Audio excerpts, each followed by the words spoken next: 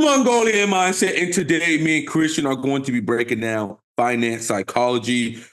This is going to be more about what is your money personality, right? You guys know what we do over here. We talk about self-development. We want you to be the best version of yourself by using MBTI and other things on personality typings, okay? We'll be going into the 7 metrics to learn what type of money personality type that you have. Okay, this is gonna be a very valuable video. You do not want to be click. You do not want to click off this because if you do, you're gonna be fucking broke and you're not gonna understand your habits. And the most important thing, like we always say, is awareness is king. Okay, Christian, what you got to say?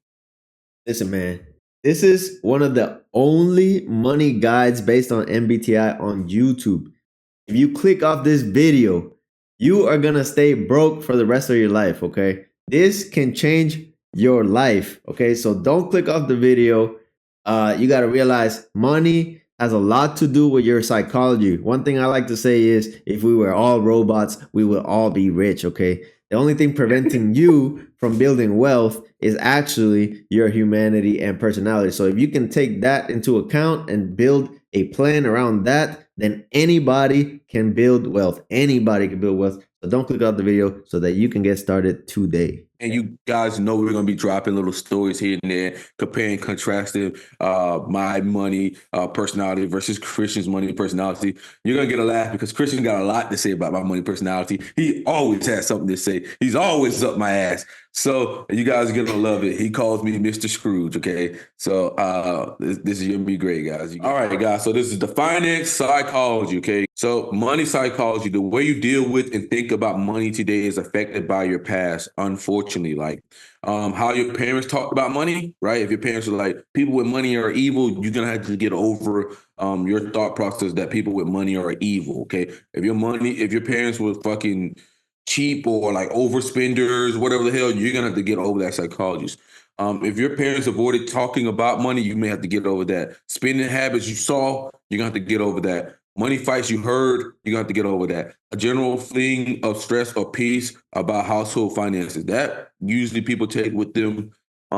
Christian gets on my ass about this a lot. Yeah.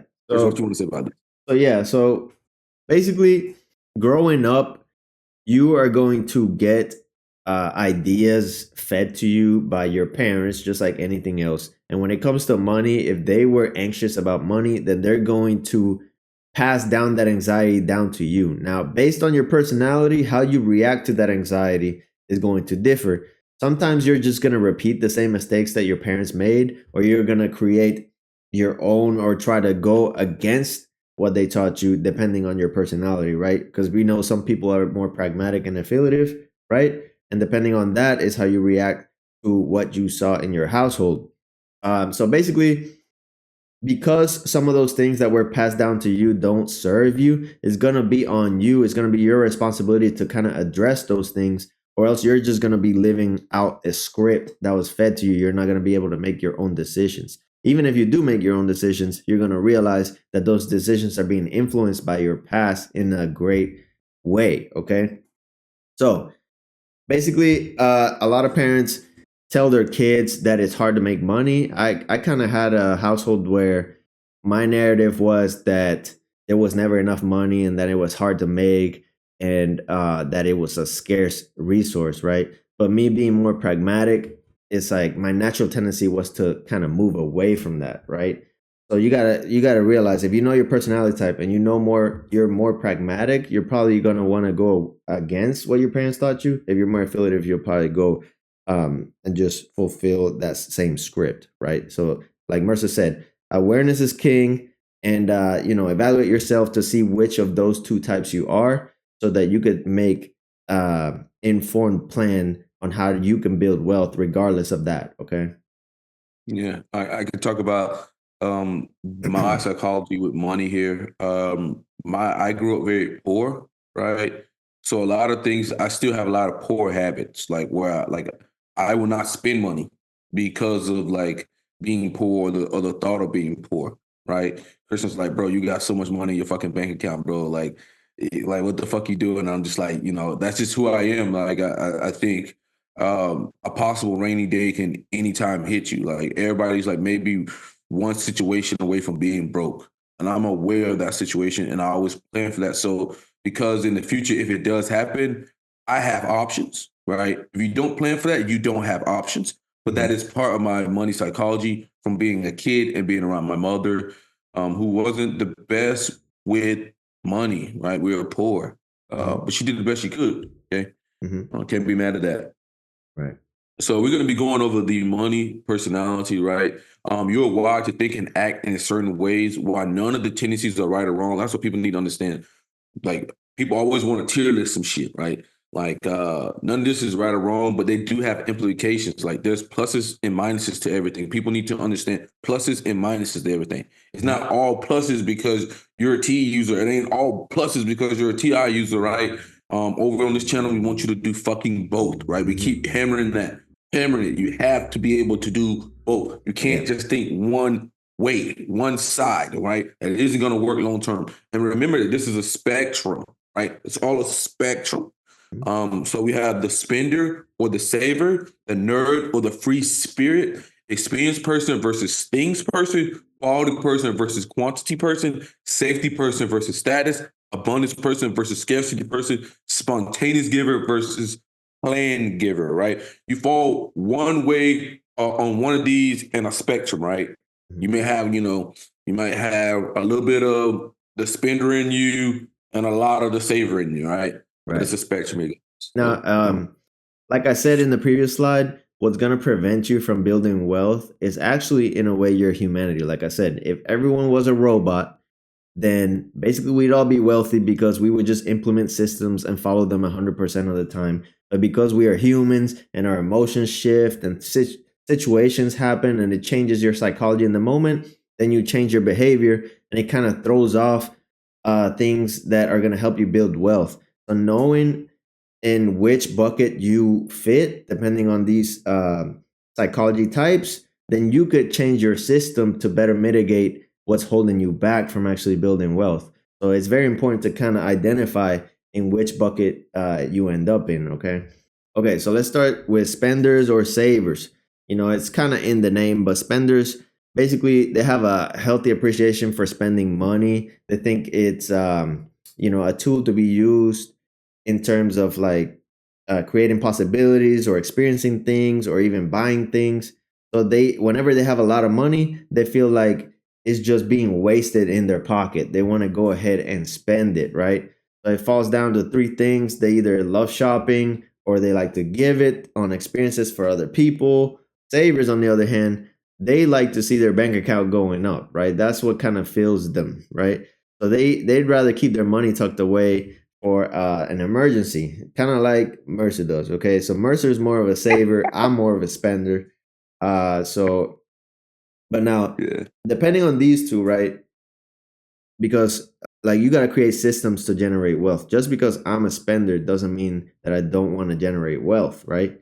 So you need to implement a system where it feels like the money is not just being held in the bank account. So what I came to is which a little strategy that even Grant Cardone talks about, if you know him, is about basically making yourself quote unquote broke. Okay, that doesn't mean you spend all your money. What that means is when you have a lot of money in your bank account, you transfer a large portion of it into a separate bank account, aka like an investment account or a high yield savings account that you don't have access to right away. So it gives you the feeling of not having the money, basically. Like your checkings account is gonna be depleted and you're gonna leave a healthy amount where you could buffer for any emergencies.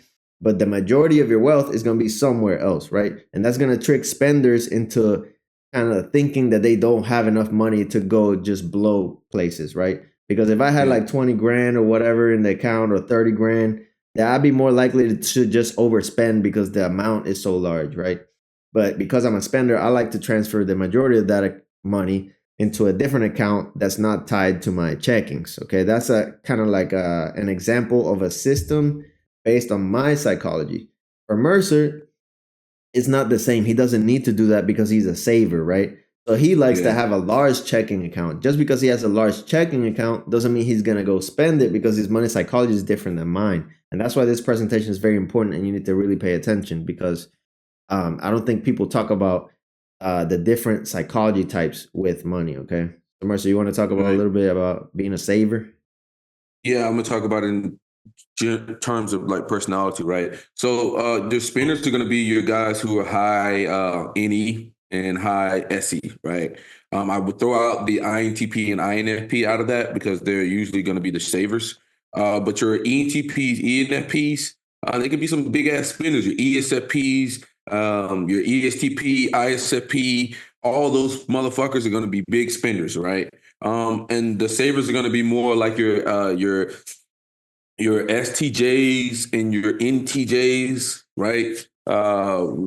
And you would throw in like the INFP, INTP, like they're really good with like saving money. Like my best friend, hers money like nobody's else's business, and she's INFP.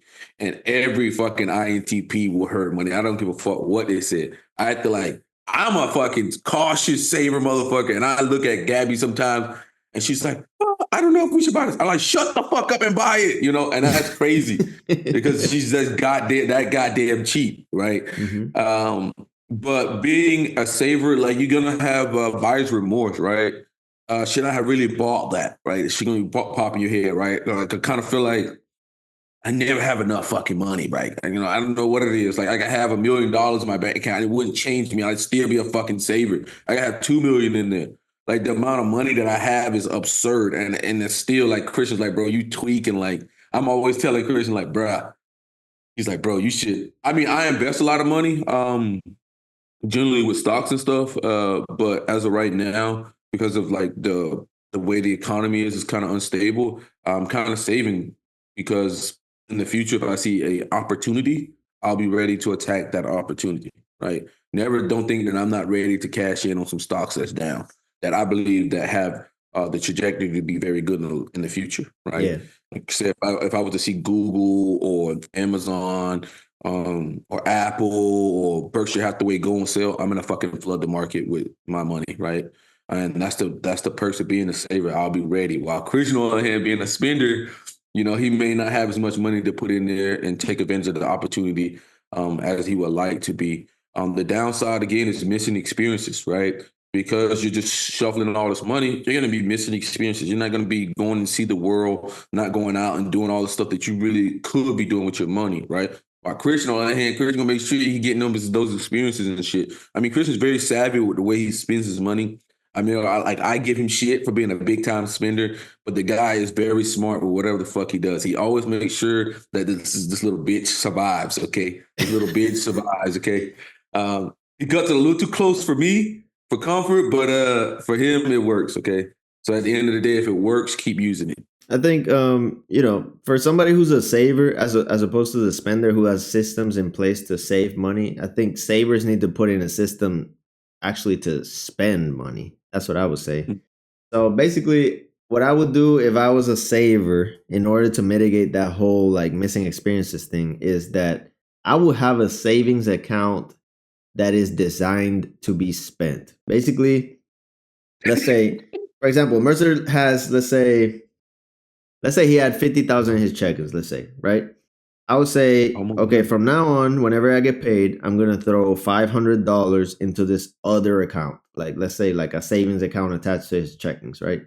And at the end of the month, or at the end of a couple months, let's say 3-4 months, whatever is in there, you have to spend it basically on something, on an experience, on a thing, anything, right? Because the thing is, if you don't practice your spending muscle, then you end up later in life not being able to spend money. You're going to be the guy with like $3 million in the account and you can't even buy like a $30,000 car that you want because like you basically atrophied your spending muscle so hard that it causes you anxiety to even spend like a small percentage of it, right? And you don't want to be that person because those people end up living small lives, okay? Those people end up like not really enjoying life, not really discovering anything new. They basically just kind of they have the same anxiety as a broke person, but they're a rich person, okay? You don't want to be that person because like I said, you pass down that anxiety to your kids eventually anyways, right? Even if you have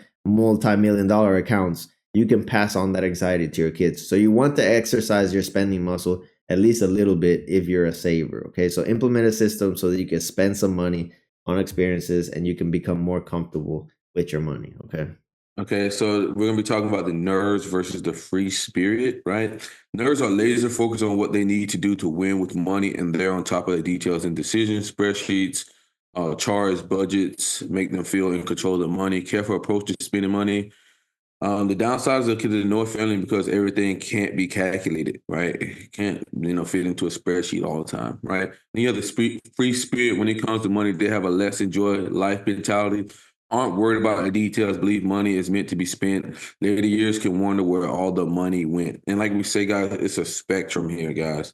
So like for myself here, I would say I lean a little bit more into the free spirit, but I do have a big chunk of the nerd inside of me as well. So I would say it's probably like a 60-40-ish range, right? A 60-40. Mhm. 60 being the free spirit, 40 being the nerd. Um, Yeah, I'm also a free spirit. Uh, if you were to take a look at Mercer and I's finances, they're not very specific as far as like we don't have a spreadsheet, right? Like we don't do spreadsheets, and it might look a little volatile because we're not sending the exact amount towards investments every time we get paid. It's like it's more free flowing. So like Mercer said, it's a spectrum, right? So like if you're a super nerd, then you have everything INTP. optimized into spreadsheets. It's very percentage based. There's like a specific time for everything and a budget that's very specific, right? And the problem with that is that let's say you get in a relationship with someone who's a more free spirit, that can cause a lot of disconnect financially with that person, right? So, if you're a nerd, I would say like try to learn a little bit more of a free spirit approach. And one way that you could do that is implement systems that are a little bit more automatic. So basically, like you front load the work first, right? You create your system and then you let it run, right? You let it run automatically. That could be either with like an auto pay system or auto invest system and stuff like that, because then that's gonna Mhm. ease the anxiety and the tension for that other person, right? Now, if you're more of a free spirit person, then that could be dangerous as well because you don't have a clear plan for your money, right? So I would say implement a system where there's a deadline in place. Like I want to save this amount of money by this time. Like Mercer and I do this a lot. Basically, it's like I know Mercer be like, "Yo, by this time I want to have this amount of money in the bank account." Like he'll say, right? And I kind of do the same thing. It's like, okay, by the end of the year I want this amount. Now the way we save it could be volatile, meaning some months we save more, some months we save less. It's not exactly like a nerd approach, but because there's a deadline in place, you don't go off the rails too much. Like you reach your goals and the you set the goals and reach them by a certain time, right? That's how a free spirit approach can kind of bring in their system a little bit. Okay. Yeah. I mean, I'll just say, it's just like naturally, I'm just very good at just like in the other video. I mean, in the other slide I was talking about, say it was just naturally, I'm just really good at stockpiling money. I don't know, I'm just very good at that. Um, but at the same time, if you're not good with that, you got to figure out ways that you can be better with that. Like for me, it doesn't really take a lot of spending money for me to be happy, right? I can feel the same happiness from buying a $20 shirt as I can buy a fucking $100 shirt, right? I'm more into looking and making sure that the shirt fits me, because you can buy expensive shirt, but it doesn't fit you a certain type of way, and then that's not going to give you the desired outcome that you want, right? So you Mm-hmm. got to look at those type of things, and realize that there's ways to, shrink down the spending. When it comes to being a nerd, this would be more your INTPs, man. INTPs gonna be crunching it. Like Gabby's got that shit crunched like a motherfucker. I'm just like, oh, this woman is crazy, Mm-hmm. because I got a little bit more of a free spirit when it comes to the money. Oh, another I'm like, thing. yo, Let me add something to that for the free spirited people. So I'm more of a free spirit. I don't have a super defined system, right, with spreadsheets.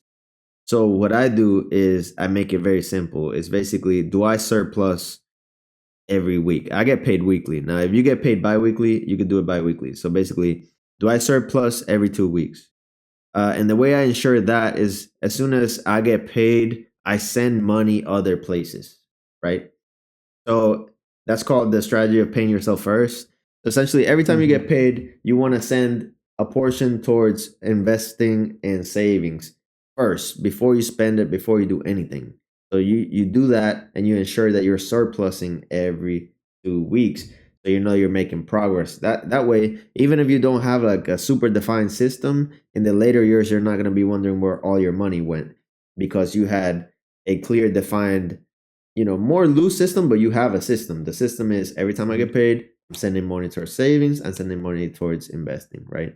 That way you are making progress and you're not just like bleeding money everywhere, right? If you're more of a free spirit. Yeah, for me, when it comes to a lot of this, like I kind of have a automated system, right? Right now, regardless of every week, I'll buy $200 of crypto. It's usually Ethereum, right? When I was heavy into stocks, every time I got paid, there was a certain amount of money that I sent to stocks, and I would give myself. I mean, when I was younger, I was even crazier as Christian. Like I would basically put my whole paycheck into fucking stocks and eat on like $200 for 2 weeks. Like I was that fucking crazy. Now I kind of taken off from that because I kind of want a certain amount of money in my bank account just in case I decide to go, buy real estate property or something like that. It's important for me to be able to see that, and it also gives me like the sense of like I can do anything that I want, right?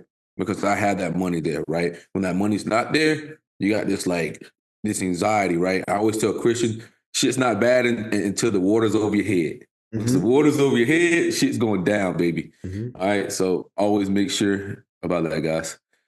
Okay, Christian, go ahead. All right. So another psychology type are the people that like to experience things. So experienced people. These are people that like to spend on travel, concerts, or like even services, right?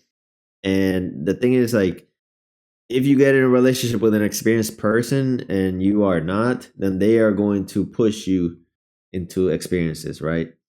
Now all of these things are kind of expensive.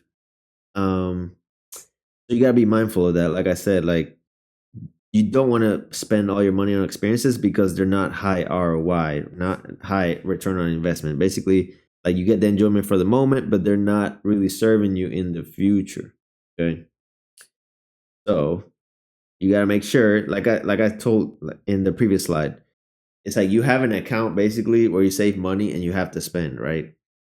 If you are a saver, and because the thing is like people who are savers don't have experiences, and that's not good either. You want to kind of bring it towards the middle. So if you are a saver, make sure you have an account that you're saving towards experiences and that you have to spend. And it doesn't have to be a lot of money. People think they have to overspend on travel and stuff like that. But for example, like if you have like $60,000, even $2,000 will get you a great experience somewhere. You know what I mean? And that's a small percentage of your actual savings. Now, the people who spend on things, I feel like this is even more dangerous than experiences. Um, because things Bullshit, bullshit. I'm a things person. Bullshit. I'm a things person. No, You're an things are experienced person, bitch. Don't be projecting over here, motherfucker. no. I feel like things are more dangerous than experiences because things can lead you to buy cars, houses, like big ticket items. And the thing is, when people buy these things, they don't buy them on cash. They usually put them on credit. Now, so things not only are they more dangerous because you're more likely to buy them on credit, they're more dangerous because you have to maintain them as well. So there's a saying like the things you buy own you, right? Instead of you owning them. And people who hoard things and like buy them on credit, essentially, basically, the things start owning them, and they're gonna have to spend money on maintenance and try to pay down that debt. So you need to be very careful, right? Because Mercer says he's a things person, but he buys cheaper items. He doesn't buy like super expensive items. You know what I mean? Like, go ahead, Mercer. All right, man. I'm a things person. So when I look at it, it's like, this motherfucker over here talking about us things people. I'm about to swing on his ass. At least, us thing people, when shit is said and done, we got something tangible. You motherfuckers ain't got shit tangible for spending y'all fucking money, right? Fuck y'all motherfuckers. At least we can say, go look at my boat. Go look at this watch. You motherfuckers, oh, I went to Puerto Rico. Oh, I went to Bangladesh. Oh, I went to France. Oh. Like, nobody give a fuck. Ain't nobody see that shit, but they can see this fucking watch. They can see that fucking car. They can see that fucking boat, right? Nah, but if you ask any wealthy person, they'll tell you the experiences matter more than the things.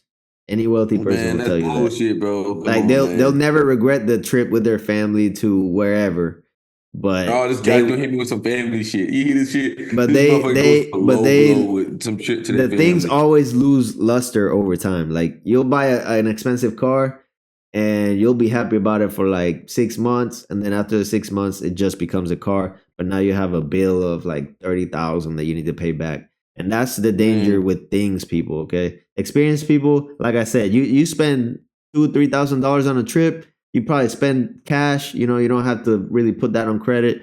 You get the experience and you get the they do put memories it on forever. credit. Fuck out of here, bro. They So put that shit on credit, you lying dog. even if they do, Get the it's two, fuck three out of here. thousand. We live in a credit society. Get the fuck out of here. They put that shit on credit, and then 3 months from now, they go on another fucking trip. So by the end of it, it ended up being a fucking car. Nah, it ain't. Nah, that's Get the fuck rare. out of Most here. people take We ain't one playing with vacation a you. year. Most We ain't people. bullshit, boy. You experienced people. Shut the fuck up. How many times you went out of Florida this year? Yeah, but that's me because I have money and I do it all on cash. Which you're proving my point. You're proving my point. I put none of it on credit. Versus if I Well, would have got a bro, we have BMW, enough money to do that. We have enough money to do if that. I But would have most got a of Americans, BMW, I would have had hey, a $30,000 credit line open right now. all right, guys.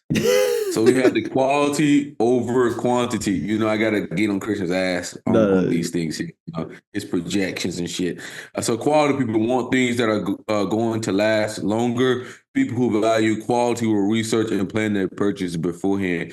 Quality spenders don't tend to be impulse shoppers. Yes, I am a quality person. That's why I was telling you guys earlier about the quality of something. The quality is important, not just buying shit. All right, so then you have the quantity people like having tens of options versus going back to the same thing over and over. They enjoy creativity and possibility. They crave variety. The variety offers. They can try to be minimalist to help, right? So when you think about the possibilities and creativity, you think about high SE and high NE. Sorry, besides the INTP and the INFP. Okay, mm-hmm. um, that's what most likely you're seeing here. Um, I'm more of the quality, like, hey, do the research behind it, make sure it's the best one there. You know, make sure you're getting the maximum bang for your buck, and that this gonna last a long time, and you don't have to worry about buying this shit over and over again. Because if you have to buy shit over and over again, you're spending that money over and over and over again, right? When you could just did it one time and got it done. Right? That's what I tell people a lot of times. Just sometimes it's not good to be cheap, you know. Go and get the product that you really want because you're not sitting there thinking, oh man, I'll go buy this one now. And now you got to go buy this one. And now when you look at how much money you spent, you could have just bought the original thing that you wanted and been done with the shit and moved on with your life, Mm-hmm. right? Because you're always going to have this like type of feeling like, oh, I should have bought it. Buyer's remorse. All right, Chris, what you got to say? Yeah, one thing I want to add, I think a lot of people focus on in the MBTI community, they focus on relationships, right? So they're very much about like the golden pair of this type and that type. But this money psychology thing is probably even more important than that because the main reason people get divorced is money problems, right? So My boy just dropped a nugget. if you're not aligned in your money psychology, it could increase the chances of divorce even more than being incompatible in terms of MBTI, in my opinion, right? So all of this stuff And is super important to get together because when you get pair up with another person, you're gonna have to mesh both money psychologies together and to create a plan together, right? So please pay attention to this presentation. Very important. And as I say, awareness is king, guys, because if you sit down and you talk to her like, oh, well, she's a quality person and I'm a quantity person, right? You got to know how to meet that person in the middle. Oh, she's a saver. I'm not a saver, right? So Mm-hmm. you got to understand that. And that's just going to help your relationship thrive, right? Mm-hmm. Awareness is fucking king, guys. Mm-hmm. All All right. right. So we have a local Chris. So safety versus status. So Mercer is a Chris, which one am I? safety person. Okay. He wants the security that money can bring. They want to know they can withstand job loss, medical emergency, or even just a dip in income. Make sure to not live in fear. Uh, Over time, they adjust to the money that they have. Okay. Now, status people, they spend their money on appearances, basically.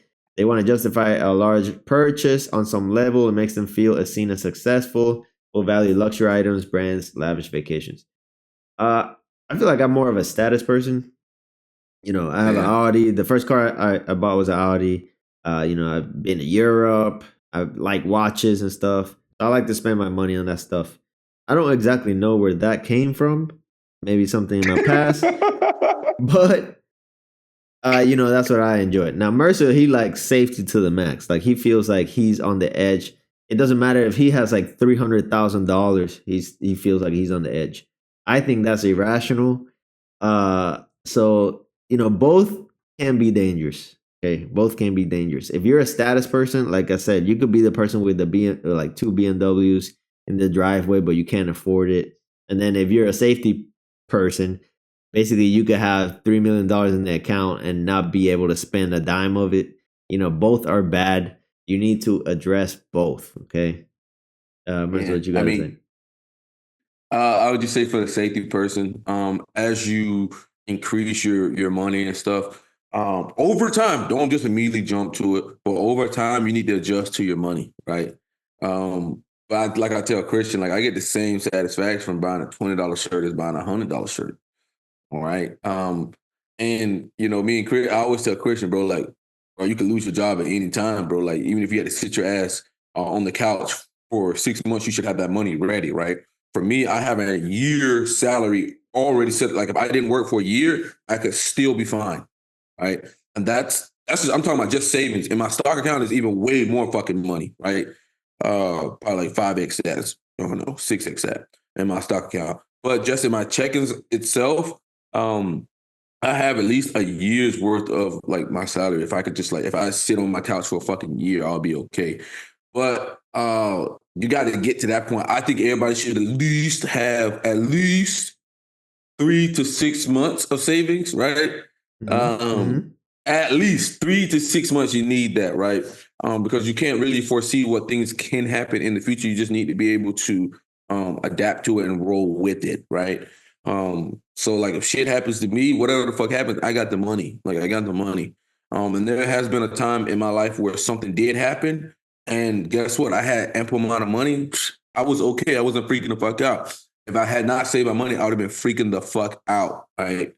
But Well, the he was status still people, it's important. he was Hmm? still freaking the fuck out, but at least he had the money. Fuck you, bitch. But I think when we say like have 3 to 6 months of money to back up, I know a lot of people who are watching this video probably think it's impossible, right? So like you got to realize you have a lot of limiting beliefs, like we said in the first slide.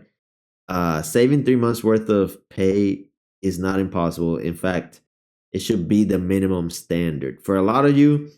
You need to raise your standards with money, okay? Because what you experienced growing up probably wasn't conducive to having a healthy money psychology, and you got to realize that you don't have a healthy money psychology. If you think having 3 months worth of saving is like some crazy feat, then you will never be abundant with money ever. Okay? You need to get rid of that belief because it's a limiting belief and it's actually putting you in more danger than you realize. Because I may not be a safety person like Mercer, but I realize you need savings. Like you need savings just in case, like it says here, job loss, medical emergency, dip in income, economy's bad. You need savings so that you could have kind of like a buffer to make the next move.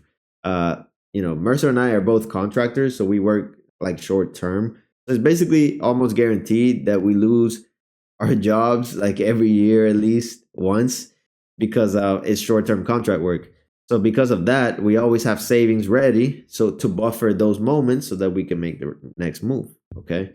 So we have good habits with that, and you should implement that as well. Anybody watching this could save 3 months worth of pay. You just have to implement the systems. Okay. Yeah, and just remember, if you have the money there, you're able to make the best choice on the board, right? Instead of just making any choice, like an impulsive choice. Like it kind of like a lot of times like this shit like spirals into itself. And that's why I keep telling people all the time. Like if you don't save the money, right? And then something does happen, you gotta get back out there quick, right? But as a person like myself, let's say something happens, I can look at the board, I don't want that one. Or that doesn't align with what I want, right? Mm-hmm. Because I have the money to do that and I can pick the best position for me. And that's what I try to tell people. You know, it's very important to do that. So you can, you know, you're not stressed out there. You don't have to get out there. You don't have to put yourself in a shitty ass situation that you're gonna fucking hate or whatever. You pick the best situation for yourself, right? And I'm always thinking like that. Yeah, Right. that actually I had a similar experience. You know, my last contract when it ended, I was off for like 2 months, and I had a lease in Miami. Now, if anybody knows, Miami's super expensive, right? But because I have, you know, healthy savings amount, you know, and I could kind of wait my time, and then people would offer me contracts that I No, didn't don't want. listen to him. His butt cheeks were clenched. No, Clench. they weren't.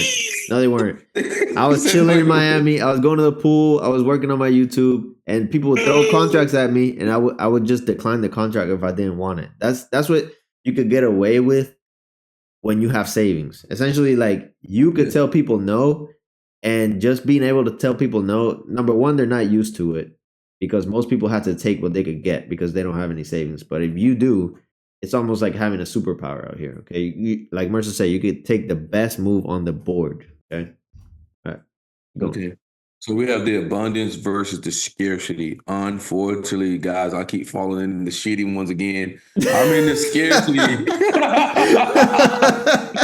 Hey, it's as abundant as I am when it comes to money, I am scarce. Yeah, Okay, scarcity abundance. I kind mindset. of get a little nauseous when I spend too much money. I ain't a fucking lie. And I got a shitload of money, guys. I'm telling you, I got a shitload of money. And I spend maybe a certain amount of money, I start getting nauseous and shit like, oh shit. But the abundance, people who live in abundance mindset believe there's always more than enough for everyone. They tend to take more risks and don't fear the outcomes of a decision. Can lead to problems taking too many risks. Like a person I could think about with the abundance mindset is Kyle. This motherfucker will spend copious amounts of money. Like I'm talking about buy the whole bar. He's ENTP, buy the whole fucking bar shots and shit, you know. Kyle's crazy. Hmm. Christian is pretty crazy too, right? I used to have nightmares of this boy spending money. I don't know what the fuck it was because he would even haunt me in my dreams. I was like, this motherfucker here. Um, because I have a scarcity mindset when it comes to money, unfortunately, Hmm. right? And his abundance would, you know, feed its way into my dreams. It's like, damn, Mercy, you got to be better with your. I know Mercy, you got to spend more money. I'm like this motherfucker, even in my dreams. So scarcity makes money, make money decisions based on belief that resources are finite, fear losing things because they might not be able to replace them. Don't miss well, they will miss financial opportunities. Well, they won't miss financial opportunities that will move you forward in life because fear is undermining your thinking, right?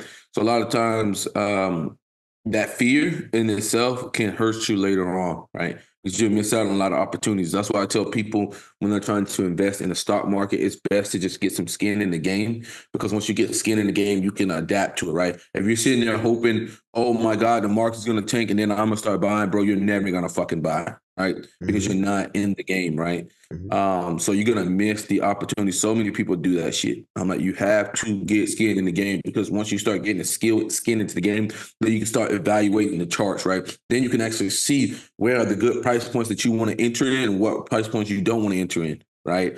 You can also like, you know, once you start putting your money somewhere, you start looking at the balance sheets, right? You start looking at the annual reports, the quarterly, All start right, looking at those earnings and we get a looking little at all that. technical. We get a little technical, then Oh shit. that's Okay. advanced stock stuff.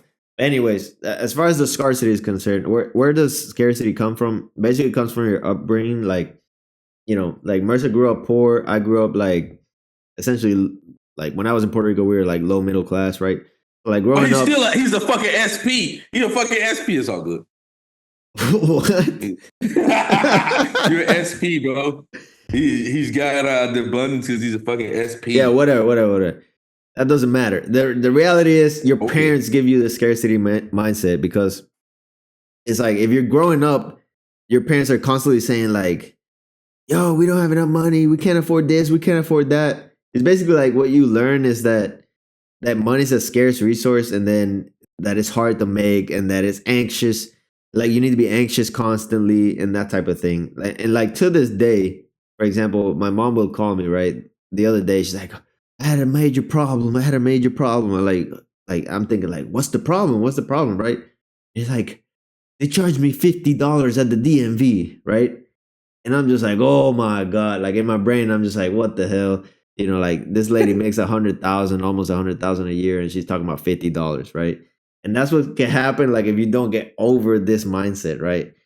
Uh Basically, scarcity is irrational because the amount of money that you can actually earn is unlimited, and that's a fact. Okay.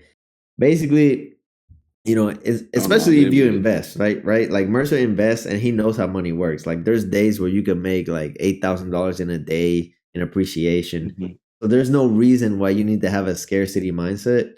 um Money is actually abundant. In fact, the freaking government just prints it out of thin air. Okay, that's how basically meaningless money is, right? So so essentially, like it's a fact that money is not scarce. Okay, it's always flowing, it's always moving. You need to get comfortable with that, with the fluctuations.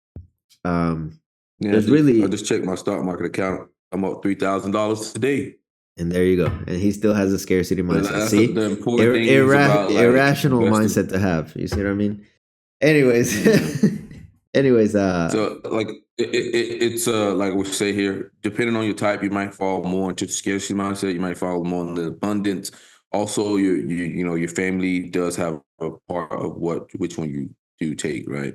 I saw my mom, struggling, and I didn't want the same future for myself. So, I borrow into the scarcity mindset, right? mhm. And it can lead you places, right? I grew up poor. Now I'm actually rich. I would say I'm fucking rich. I don't. Everything's on auto pay. Everything. I don't even worry about shit. Like He's when it comes rich. to money, He's I'm not rich worried in about fucking progress. shit. We are rich in progress. Like basically, we're gonna be rich. It's gonna happen. You know what I mean? Like the systems are in place. We're trending towards it. Like we are gonna be rich. We're rich in progress. So the last one is the spontaneous giver or the planned giver, right? There's spontaneous givers. They're quick to give donations that are for a cause. That would be all of my best friend. She INFP. God damn, man. I seen her giving money to a bum. I'm like, get your ass over here. What? And I'm like, yo, they're in that position because they chose that path. Oh, you shouldn't be like that. You shouldn't be like that, man. Bring your ass on, Patel. And then there's the playing givers, right? That's me and Christian, bro. I really ain't giving to shit Yeah. unless I'm in a really fucking good mood. Yeah. All of a sudden, Mercer's in a good mood. He might donate some shit. If I'm not, most of the time, I'm not donating shit. You can kiss my ass, right? Donate these fucking nuts. If you look into some of these goddamn non-for-profits and you see what they actually do, yo, kiss my black ass. Okay. Yeah. Yeah. This is something Mercer and I share. Like I basically don't loan out money or give out money almost at all. Like you gotta come with like a really good sob story, and I still might tell you no. Okay. And but is that a good thing? I mean, when you're starting out, I'm not gonna lie. When you're starting out, you gotta be extremely selfish to get yourself into a position where you could actually give. I mean, you gotta think about it like in the airplane example, right? They tell you put the mask on first before you help somebody else, right? That's how money is as well. If you are in the progress of trying to build wealth, you're constantly giving your money away, you're not gonna make it. Okay. So put your mask on first. Now, once you got your mask on, if you want to give some out, then go ahead, but not before then. Because I know plenty of people, coworkers, etc., that are these spontaneous givers that are in debt and they're still giving money away to their family and stuff like that. And I'm pretty comfortable with them. So I was like, what the fuck are you doing, man?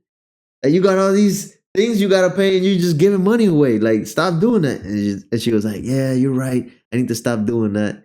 It's like limiting you to do all these things. Like, you gotta put the mask on first. Make sure you're debt free first. Make sure you have stocks and stuff like that. And then maybe if you want to give out, then you could do that. Yeah, I remember I told Nima, it was about like 8 years ago. before we knew anything about tax. I said, motherfucker, you never gonna build a house if you give away all your fucking bricks, Mm-hmm. right? You Yep. never gonna build a fucking house if you give away all your fucking bricks. I don't give a fuck. I'm gonna build my motherfucking house first, and then I'll start looking at other motherfuckers. All right. Right. Yeah. Until then, because ain't nobody like people aren't gonna save you. You got to save yourself. Like that's just the reality of life, right? But the sad thing is like sometimes these spontaneous givers are the NFs, and they just really want to help other people, and they feel as though they can suffer a little bit more so other people can be happy, right? But Yeah, fuck but that then shit. their house is on fire though. Like it's fine to help, but your house can't be on fire. Okay, you got to put out the house fire first, and and build it back up. Make sure you're safe, and then if you want to help somebody else, go ahead and help them. But not before then. That's the Yeah, reality. I mean, I get on her ass because I just think like people take advantage of her, right? But my best friend is really good with money, really good with money. But I know, like, she could get taken advantage of. Like, bring your fucking ass, motherfucker. I Mhm. mean, one time she bought this one person food at some random person food. I'm like, what the fuck are you doing? What the fuck are you doing? All right. Yeah. And then like every time like this guy saw her, he was trying to like get her to buy him something. And I'm like, look, see what you did? See what you fucking did? See, you didn't see that coming, did you? No, you did. You thought you were just doing a charitable deed, motherfucker. You ain't nothing charitable. I ain't And then never dummy. Bring your ass. let me tell you something. The people that you help for free end up hating you long term. That Yeah. is the reality. Like if you get somebody a crutch, they will take the crutch and then they will hate you for it. And if you learn that early, then you can avoid those mistakes. Don't give people crutches. Teach them how to do it themselves, and then they'll be thankful forever. Okay, that's the real way you could give value to somebody. Okay, and that's why we're making Yeah. these videos so that we can teach you motherfuckers. Okay, all Yeah. right, let's go. Self-fulfillment, baby. So this is just a bonus slide here, where me and Christian are gonna be like talking about, you should always seek assets and not liabilities.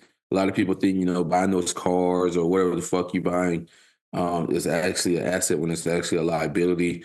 We talked about it in previous videos. Anything with a motor, or take oil depreciates in value, Mhm. over time, right? That's your boats, that's your cars, any of that stuff, right?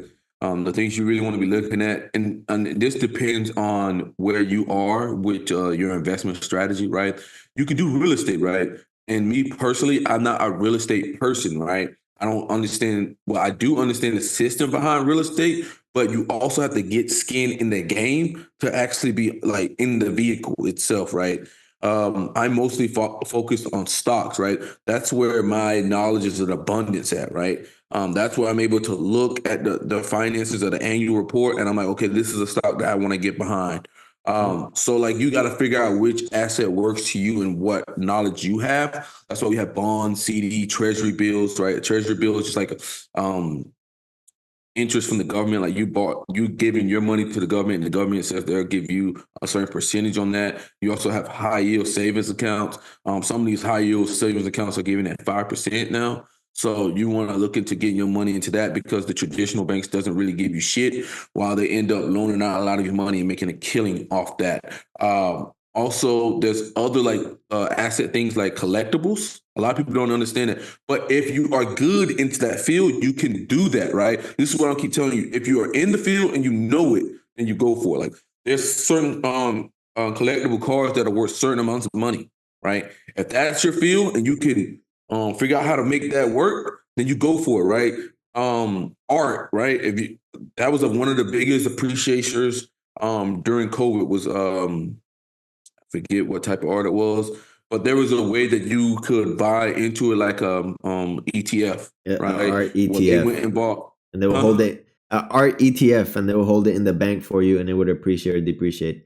Yeah, Let me but add they would something go real and buy quick. like art and stuff like that. But that's Um, a very like niche stuff. So if you understand it, then you can do it, right? yeah. But I always say stick to your expertise. Like me and Christian are strong at stocks, right? Mhm. My friend Mike Bryan, he's really good at real estate, right? Don't just think you can just jump into another fucking world and own it, right? It's gonna take there's It- always It's like a gonna take fucking work progression to it. and years Yeah. to get good at stuff. Now, I just want to add something. There is a narrative in this country about real estate They sell it as like the end all be all investment vehicle, right? And it's actually the first one they recommend to the average person, which I think is wrong because real estate actually has a high barrier of entry and you're taking on leverage to buy it, which means it's actually higher risk, in my opinion, than actually just buying stocks, right? The stocks have a lower barrier of entry. You can kind of go in with a couple $100 if you want. Let's say, and you don't have to leverage out money to do it. Like you don't have to take on credit. When I talk about leverage, I'm talking about credit. So basically, I would say, start with a high yield savings account because it's just a savings account, like Mercer said, with a 5%. That's easy to do. That's free money essentially. It's free 5%. Start with that. Then with the excess, after you have a nice savings account, buy some stocks. Index funds are pretty safe. They're pretty diversified. If you don't know what that is, just do a quick Google search. S&P 500 I think index we got a fund. video on. We do have a video on just like the beginning lows of stocks and whatnot. In the future, me and Christian might drop like a more comprehensive breakdown when we talk about PE. We talk Again, very that's important. technical jargon. We don't want to confuse them because that's too much. But Yeah, basically, just go to the stocks, buy ETF, index fund, Google what that is. It's basically like a collection of stocks all in one. It's pretty simple, auto diversified. You don't need a lot of knowledge. You only need a couple $100 to start. That's how I got my wife started on investing with index funds. And then I would say third would be real estate because real estate actually requires, for the average person, requires leverage, which means credit, which means you're going to be making interest payments. And not only that, you're tying a large percentage of your net worth into this vehicle that's not very liquid. So you can't sell it right away and get your money out. So the money it's kind of locked and it's not free flowing. Versus if you buy stocks, you could sell them at any point, just pay the taxes on the appreciation, and you got the money right back into your account whenever you want, right? A lot more liquid. Now, the thing about real estate too, the maintenance costs, and like I said, it's one of those.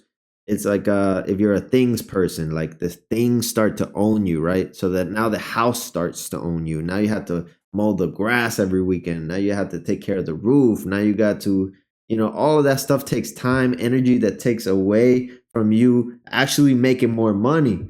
So there's another concept that I want to teach you real quick about these. It's called opportunity cost. Opportunity cost is whatever time you spend somewhere means you're not spending it somewhere else. Meaning, if you're spending time taking care of your home, you're not spending time actually making more money. Okay. And that's why houses are actually very expensive to own.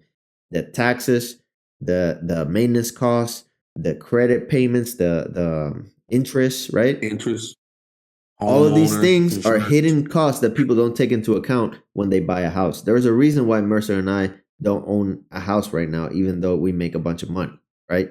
It's because we don't want to actually pay these hidden costs and we don't want to lock ourselves to one location, right? That's very important. That's how we make our money is we're able to travel to the places where we can make more. Okay. So that's the hidden costs that people don't know about real estate. So be careful about buying real estate. Buy it when you are ready. Be patient. Build all your other accounts, your savings, your investments, and when you're ready to buy, then you buy, okay? With an informed I decision in mind. mean, again, with real estate, I think real estate is one of those things that's kind of like uh it's for people with no brain, man. It's like the no brain approach. Like if you have no brain, okay, then you just go real estate. Like if you have no brain, you go to college. Like I mean, I'm not saying like no brain. It's kind of like this. It's just safe. It's just the safest option, right? You like a lot of times, a lot of people don't invest, right, or they don't understand how to invest. But if they buy a home, then they're investing, right? So it's a little bit easier for people. Yeah, But it's like then it's you like got to do the everybody research. like everybody knows what a house is, so it's easy for them to get into. Where I disagree is I don't think it's actually low risk. Okay. I think it's actually higher risk than actually just buying an index fund. Because like I said, you're taking on interest payments, you're taking on maintenance costs, you're taking on a whole bunch of risk that's not associated with just buying stocks. Okay. You have So to you have to remember though, when people buy a house, they feel like they own it, even though the bank owns it. yeah, yeah. That's another Yeah, thing. You and then don't own your house just because you bought a house. That's Yeah. another thing that people get wrong. But You it don't gets own the people house like until you freaking pay off the whole thing. Okay, that's when you own the house. You don't own your house, because if you but did, people then like to the be, this bank is couldn't take it mine. away. Hey, people like to say this is mine, blah blah blah. But at the end result, there's a lot of little like small things that Chris was talking about. Like even if you don't put 20% down, you have to get homeowners insurance, right? And that's a tackling on top of your interest payment, and that ends up being like a shitload of money over time. And these little small things that people don't even fucking see. Like I was telling my ESTP coworker, she's like, "I'm only putting 3% down." I was like, "You do understand that the homeowner insurance is gonna eat your ass up? Like you think like I'm getting a house right now, but when you think about if you would have waited, you're gonna pay way more than if you would have just fucking waited. Mm-hmm. Like, Mm-hmm. you're gonna pay a lot more." But They're not, she's just, living in the moment. A lot of people don't know that shit they're though. I not mean, patient, man. They don't know the ins and outs, and they're not patient. Okay. yeah. So, all right. And guys, we did get this. This is from the Psychology of Money and Know Yourself and Your Money from Rachel Cruz. This is Dave Ramsey. And I want She's to in the add Dave. one. I want to add one for myself, because a lot of these ideas don't come all from me. Okay. I watched this podcast from Ramit. It's called "I Will Teach You to Be Rich" on YouTube. Subscribe to his podcast. He does a great job. I think he's the best financial YouTuber right now, especially when it comes to psychology of money. So go follow him as well. That's from myself, because a lot of the ideas that I have, I got from him as well. So. Yeah, Mhm. yeah. I mean, I think like some of these things are very important to notice, right? Because if you get in a relationship, it's easy to be able to spot like, oh, okay, this person's a saver, this person's a spender, this person likes things, this person like experiences, this person like this, and that can just make the more you know, the more options you have, right? And you can make the best informed decision for yourself, and that's what's very important. We don't want you to be making bad decisions. That's usually why people relationships blow up because they're making bad decisions, guys, right? Mhm. Compatibility, bro, it ain't no compatibility when you just fucking taking whatever you can get like a dog. Yeah. Okay. And there ain't no Um, compatibility when you're so stressed out about money that you can't even work on your relationship, because you're talking about how much resources you're lacking every second. Okay.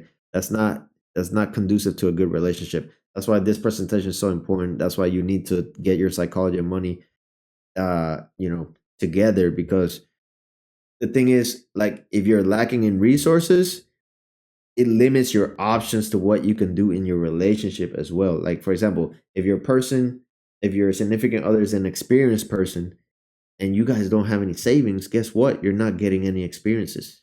And you think that person's going to be happy in the relationship when she or him can't get the experiences that he needs in order to feel fulfilled in his life? No, he's not. Okay. And that's going to cause stress in your relationship. And that's why people get divorced. It all comes down to how money affects our psychology as well, right? Like, people don't want to admit that, but money is a huge important factor in relationships and psychology. yeah. And as we always say, awareness is absolute fucking king, right? When you're aware of how important money is, you'll do a lot better than somebody who's fucking walking out here blind, deaf, and dumb, right? Hmm.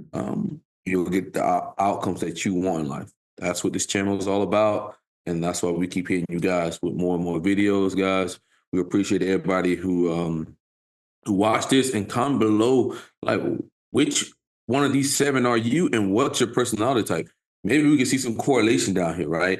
We all know Mercer's a saver. He got that scarcity mindset. Christian's a little spender here, free spirit, all this other shit.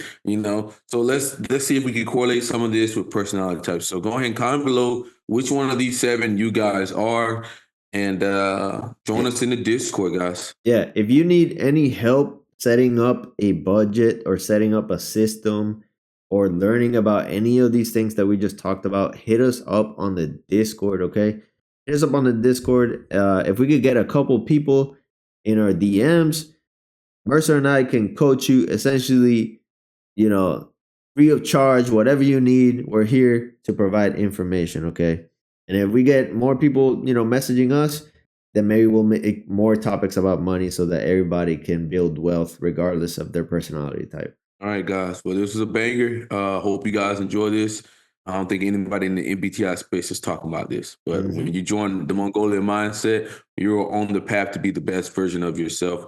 Fuck what you heard, fuck what video you watch. And we'll catch you in the next one. Peace out.